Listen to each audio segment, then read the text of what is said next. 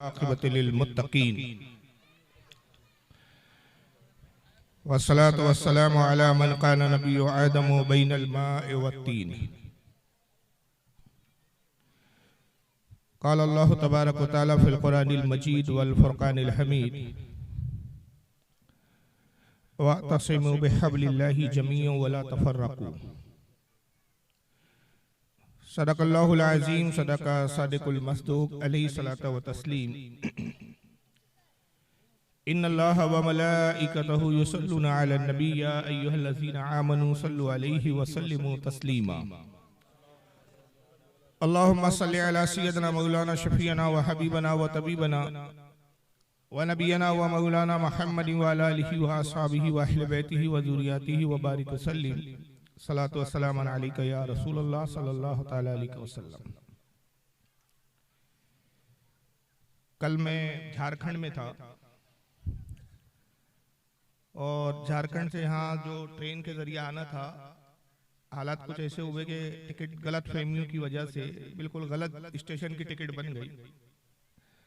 तो कल के जलसे से वो स्टेशन तक पहुंचना नामुमकिन था, क्योंकि स्टेशन से जलसा गाह जो है तकरीबन 4 घंटे की दूरी पर था और फिर ट्रेन भी 4 बजे की थी। जाहिर है 12 बजे तक तकरीर ख़त्म करके फौरन 12 बजे निकले तो 4 बजे तक पहुंचना मुमकिन नहीं था वहाँ। नतीजा ये हुआ कि जब समझ में आया कि टिकट गलत बनी है तो फिर फ्लाइट का टिकट बनाया। तुरंत फ्लाइट का टिकट बहुत महंगे दामों में बनाया गया, लेकिन उसके बाद फिर इत्तेफाक की बात के तकरीबन 10 बजे के करीब जब टिकट बनाए, 11 बजे के करीब मैसेज आता है कि फ्लाइट का टाइम भी बढ़ गया है। जो फ्लाइट 1 बजे की थी और 3 बजे मुझे कलकत्ता पहुंचाना था, जिस फ्लाइट को, उसका टाइमिंग बढ़कर हो गया 7 बजे और पहुंचाने का टाइम हो गया रात के 9 बजे। वहां से यहाँ आना मतलब और मुश्किल हो गया। बहरहाल फ्लाइट का टिकट फिर ज़ाय हो गया, उसको कैंसिल कराना पड़ा। उसके बाद फिर दूसरी ट्रेन देखी गई। मुश्किल फिर एक इंटरसिटी करके कोई ट्रेन है वो मिल गई इत्तेफाक से, और यहाँ मैं तकरीबन 3:30 बजे के करीब हावड़ा पे उतरा और वहाँ से बाइकार सफ़र करते हुए 4 घंटे का सफ़र करके यहाँ पहुँचा।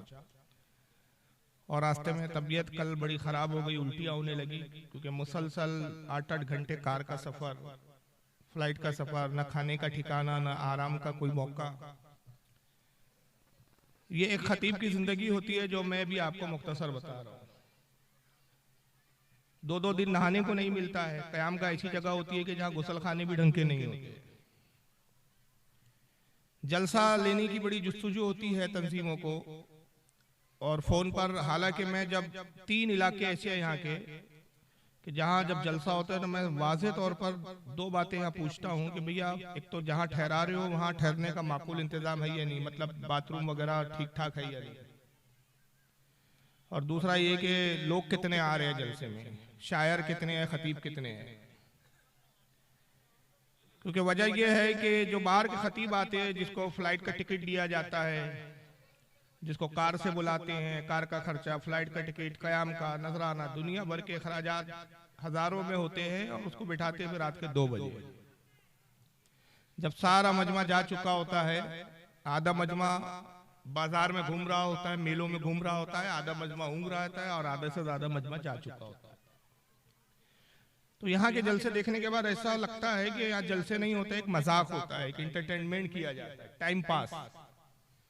ना इस्लाह का कोई मकसद, ना अकायद से कोई ताल्लुक, ना दुनिया में क्या हो रहा है उससे कोई मतलब, ना दुनिया की खबर हमें कि दुनिया में क्या साजिशें हो रही है मुसलमान और इस्लाम के खिलाफ। किसी चीज की कोई फिक्र नहीं है,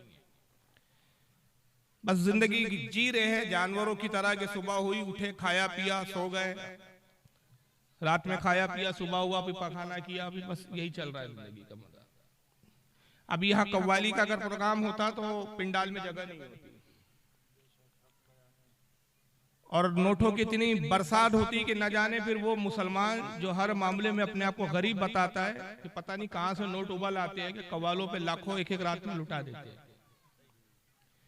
अभी आज ही मैं रास्ते में आ रहा था तो किसी ने एक वीडियो मुझे सेंड किया, न्यूज चैनल का वीडियो है। अहमदाबाद में एक शादी हुई मुसलमान की, न्यूज चैनल की रिपोर्ट है और वीडियो साथ में है लगाया, ऐसा नहीं कि सिर्फ जबानी उसने जमा खर्च किया है। हजारों नहीं लाखों रुपये उसने अपने बेटे की शादी में उड़ाए और लाखों रुपये, यानी मीडिया की रिपोर्ट है कि ये लाखों के बल्कि करोड़ों तक चला गया होगा। इसने अपने मकानों की, अलग अलग मकानों की छतों से नोटों को फेंका है। 500 के नोट, उसमें 50 के नोट, 100 के नोट, लाखों रुपया लुटा दिया। और ये वो कौम अपने फजूल खर्ची में ये नोट बर्बाद कर रही है जिसको अभी यही नहीं मालूम कि तुर्की के मुसलमानों के क्या हालात चल रहे हैं। जो तरक्की याफ्ता मुल्क था, बड़ी बड़ी बिल्डिंगें बना के जो फक्र कर रहे थे, जो दुनिया को आग दिखा रहे थे, आज दाने दाने को मोहताज हो चुके हैं तुर्की के लोग। लेकिन हमें इन चीजों का एहसास नहीं है। हम पैसा सर्फ करते हैं लेकिन कहां करना चाहिए और उसका क्या फायदा उठाना चाहिए इसका शऊर नहीं है। नबी पाक सल्लल्लाहु अलैहि वसल्लम की हदीस पाक है कि आका सल्लल्लाहु अलैहि वसल्लम ने इरशाद फरमाया कि तुम्हारे दुनिया में दो चीजें सबसे, एक बेहतरीन है और एक बदतरीन है। दुनिया में दो चीजें ऐसी है कि एक बहुत बेहतरीन है, बरकतों की जगह है, और एक बदतरीन है जहाँ लानतों की जगह है। तो कोशिश करो कि जो बरकतों की जगह है वहां पर ज्यादा कयाम करो, और जो लानतों की जगह है, जो बेबरकती की जगह है, उस जगह पे कम वक्त गुजारो। फरमाया कि एक जगह वो है जहां बरकतें हैं, वहां फरिश्तों का नुज़ूल होता है, और दूसरी जगह वो है कि जहां बेबरकतियां हैं, लानतें हैं, वहां शयातीन फेरा डालते हैं, शयातीन घूमते हैं। साहबा इकराम ने अर्ज किया अल्लाह के नबी, वो दो जगह कौन सी? इरशाद फरमाया कि बरकतों और रहमतों की जगह तुम्हारी मस्जिदें हैं, कि तुम जब मस्जिद में कयाम करते हो और जितनी देर कयाम करते हो अल्लाह की रहमत के साये में होते हो, और अल्लाह के रहमत के फरिश्ते तुम्हें अपने परों से ढांपे हुए होते हैं। तुम्हारा लम्हा लम्हा इबादतों में गुजरता है और ये एक एक लम्हा आखिरत में तुम्हारे लिए काम आने वाला है। फिर फरमाया कि तुम्हारी दुनिया की बदतरीन जगहों में से बाजार है।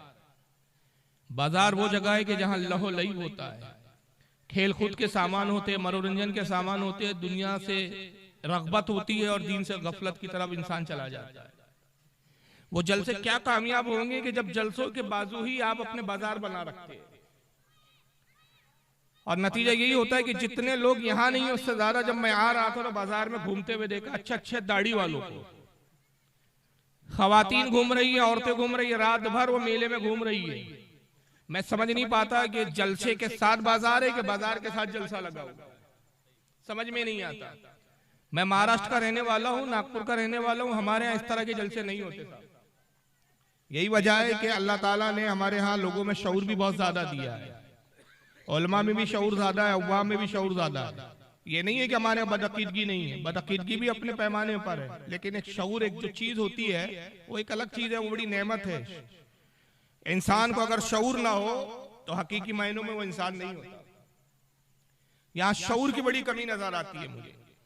हजारों लाखों रुपए जलसों पे खर्च होते हैं, लेकिन उसका हाल ये है कि जलसों से फायदा नहीं होता। जो दूर दराज से मुकर्रिर बुलाते हैं उसको तब बिठाते हैं आप रात के 2 बजे।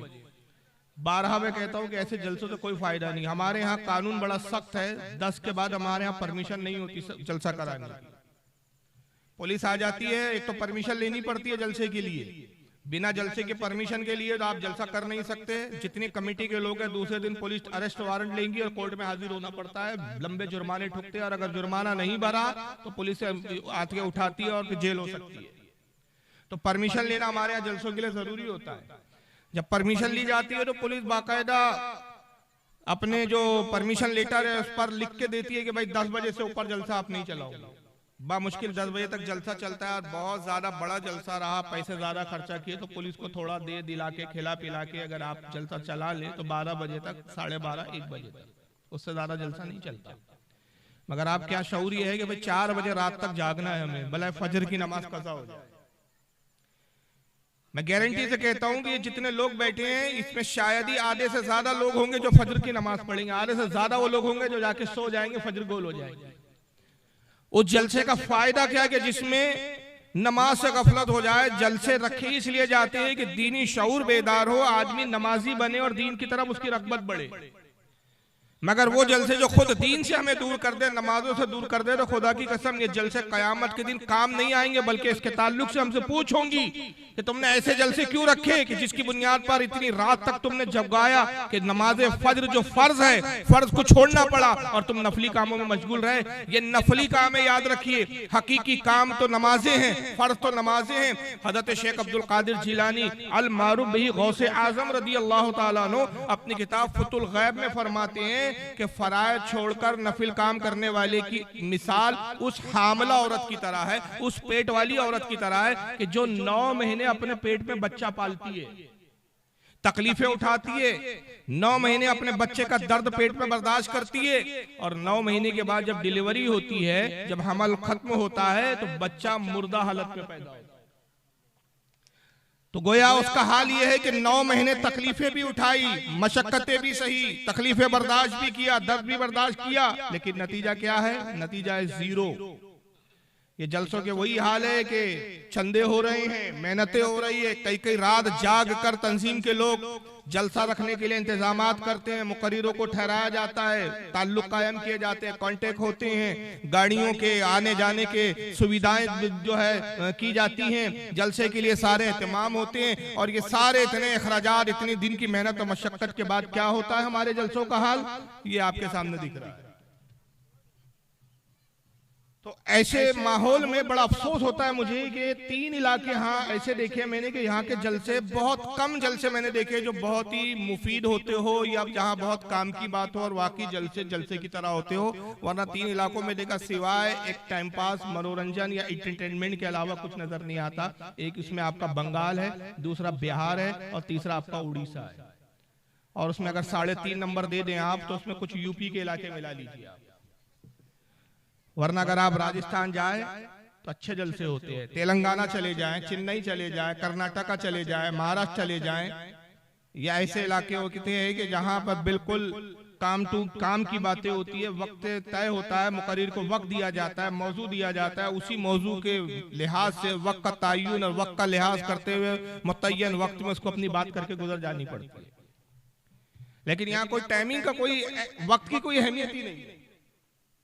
अब ये ऐसा लगता है यहां तो होना ही चाहिए कि दिलचस्पी के साथ लोग खुद आए, मगर अलाउंस कर करके लोगों को जबरदस्ती बुलाना पड़ता है। ऐसा लगता है कि चाबुक ले लेके दौड़ रहे हैं, जबकि ये नेकी का काम है, खुद आदमियों ने लपक कर आना चाहिए। लेकिन बहरहाल चलिए, ये मेरी अपनी कुछ भड़ास है, और शायद मैं ये अगर ना कहता ना निकलता तो अंदर ही अंदर पता नहीं मैं गमजदा होता, क्या होता अल्लाह जाने। इसलिए मैं समझ रहा था कि जब तक ये थोड़ी सी भड़ास निकालूंगा नहीं तो मेरे कल्ब को सुकून नहीं मिलेगा।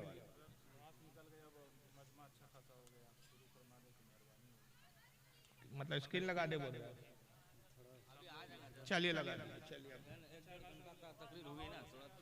चलिए थोड़ी देर रुक जाइए, जब तक नाच सुन लीजिए, कुछ चीजें जो दिखाने के हिसाब से स्क्रीन वगैरह लगाए। मैं सिर्फ इसलिए